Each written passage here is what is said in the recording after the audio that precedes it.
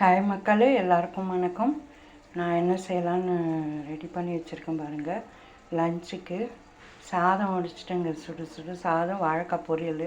சரி, அதுக்கு ரசம் வைக்கலான்னு சொல்லிட்டு ரசத்துக்கு சரி பருப்பு ரசம் வைக்கலான்னு பார்த்தேன். சரி, பருப்பு வேக வச்சு எடுக்கிறதுக்கு லேட் ஆகிடுன்ட்டு பருப்பு என்ன பண்ணேன், வறுத்துட்டு பொடி பண்ணிவிட்டு அதில் ஒரு பெரிய நெல்லிக்காய் சைஸ் புளி நல்லா அலசிட்டு எடுத்துகிட்டு தக்காளி 3 தக்காளி நல்லா சுடு தண்ணி கொதிக்க வச்சுட்டு அந்த தக்காளியும் புளியும் போட்டு நல்லா கரைச்சி எடுத்துக்கினேன். அது கூட ரசத்துக்கு நீங்கள் கரைக்கும் போது கொஞ்சம் கொத்தமல்லி, கொஞ்சம் கருவேப்பிலை போட்டு கரைச்சிங்க. டேஸ்ட்டு நல்லாயிருக்கும், வாசனை நல்லாயிருக்கும். திரும்ப இறக்கும் போது மல்லி இலையை தூவி இறக்குங்க. பாருங்க, இந்த மாதிரி வைங்க, ரசம் சூப்பராக இருக்கும். பருப்பு ரசங்க. இப்போ இன்னும் தாளிக்கலை, நான் இது ரெடி பண்ணி வச்சுருக்கேன்.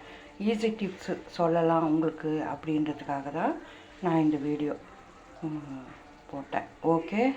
ஓகே, சப்போர்ட் பண்ணுங்கள், சப்ஸ்கிரைப் பண்ணுங்கள். எது இருந்தாலும் கமெண்ட் செக்ஷனில் சொல்லுங்கள். உங்களோட ஒவ்வொருத்தரோட சப்போர்ட் ரொம்ப ரொம்ப முக்கியம். ஓகே, பாய்.